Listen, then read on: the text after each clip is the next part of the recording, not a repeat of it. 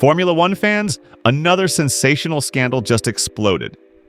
Yet another scandal looms in Formula One's world, and it's one that strongly recalls other episodes already happened and hidden.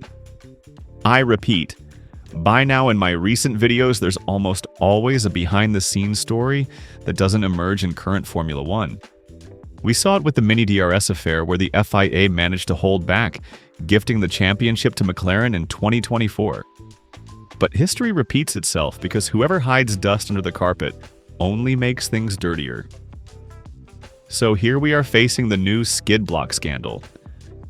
Revealing it is a post from Amertime who talks about it first in Italy, picking up news from Japanese site Autosport Web.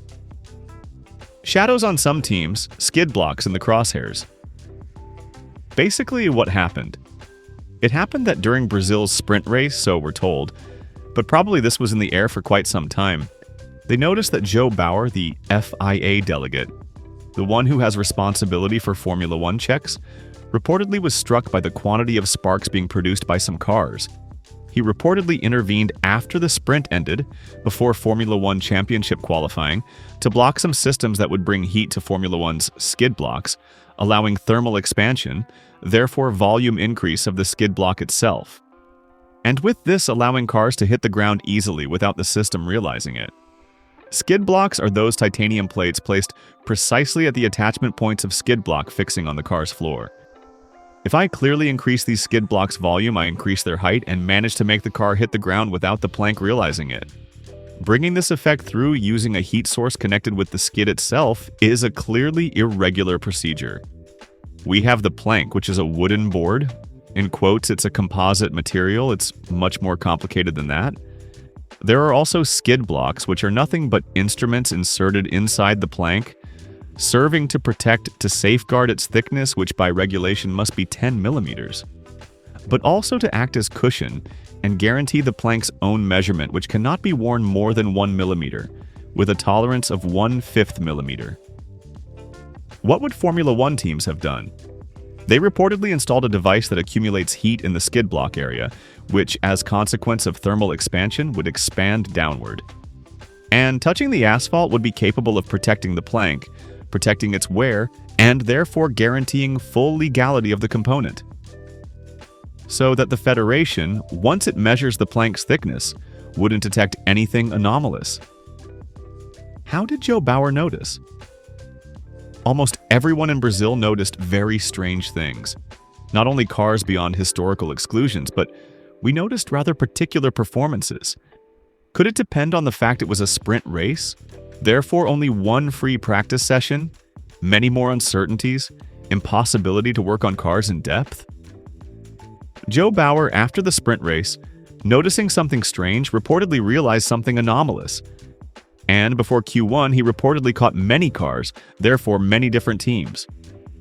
I tell you immediately, there's not a single accused. There are many suspects. And this Japanese outlet reporting the news isn't specific, doesn't go into detail because evidently something isn't known. But the scandalous thing is that first of all, they block all these systems bringing heat irregularly to Formula One, but no team gets disqualified. What's striking, what truly outrages and causes bewilderment on our part, is that teams in question weren't ordered to eliminate from cars these irregular skid heating systems, with disqualifications that would have made sense. They even should have been retroactive. So Joe Bauer and the FIA announced a technical directive immediately prohibiting such systems use. But what sense does a technical directive make that should render cars regulation compliant 3 races from the end of a Formula One regulatory cycle? It's clear they prefer continuing to sweep dust under the carpet and hide it rather than intervening with disqualifications against those clearly behaving irregularly. If you need a technical directive to prohibit them, it means today they're not illegal. So, if they're not illegal, for what reason did you ask teams to remove them? Assuming anyway, it's a device in many quotes because one thing is having installed something reacting to heat, therefore moving the skid block downward. Or there are systems fundamentally going to take heat emanated by radiators or power unit generally, so that it then flows toward the floor generating additional overheating precisely of titanium plates. Where was McLaren's reaction during Baku 2024 championship, where victory was even homologated. And then in the same way, a technical directive was issued saying mini DRS is prohibited. Now Red Bull loses performance during Brazilian Grand Prix main race qualifying. Now we understand reasons for this performance loss. However, remains disappointment of missed FIA intervention that carefully avoids disqualifying. The FIA, however, intervened to block the very high performance level that the 2022 F175 had with that porpoising, as if the problem was caused precisely by Ferrari. What reportedly triggered an alarm bell would have been the slowness with which drivers then returned to the pits. The Federation can check cars both after races and in other official weekend moments, for example during qualifying. They stop you at pit entrance, there's weighing and other checks. It seems the overheating of that skid block area that would then act as cushion would obviously return the moment thermal expansion, and therefore heat cease. Heat ceases and the skid block essentially returns upward, and therefore that illegality you'd notice if you measured the car at a certain moment, typically when running on track, no longer manifests, so it's a thermal expansion trick that returns and can somehow be concealed simply by waiting several minutes. Drivers returning to pits slowly to avoid being stopped in case they're unlucky enough to be stopped in pit lane. But despite this, Joe Bauer noticed it. There's a lack of transparency that's not good because at this point, it's unclear.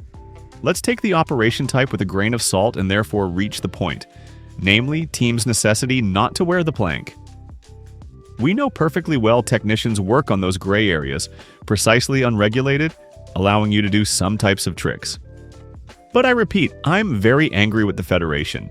If you found something wrong, regardless of gray area, black area, regulation, or other, but if you ask teams to remove those devices, it means at that moment, right or wrong it may be, according to your head, you detected an anomaly. And then you must disqualify. Disqualify them all. Because the fact all used this device, or only some, but in any case the fact multiple teams used it, doesn't mean if everyone or almost everyone uses it, then it became legal. This is what I want to make clear. It's unclear. If multiple teams worked in this gray area but the Federation doesn't like it, why not intervene firmly? This is yet another scandal demonstrating how Formula One needs greater transparency. We cannot continue seeing situations where potentially irregular devices get blocked without consequences for those who use them. We cannot accept championships being decided also by these shadow zones. The FIA must clarify, must make sharp decisions. Either it's illegal and you disqualify, or it's legal and fine for everyone. But this middle situation, this continuous gray area, this hiding and then blocking at the last moment, isn't acceptable. Fans deserve to know, teams deserve clear rules, and drivers deserve to compete on equal terms. The pattern is becoming disturbingly clear. We see the same story repeating, devices operating in gray areas, the FIA noticing but not acting decisively, technical directives issued without penalties, championships potentially affected by unclear enforcement. The mini DRS situation was identical. A device arguably exploiting regulations, used successfully, championship implications, then quietly blocked without retroactive action. Now, skid block heating systems following the same script.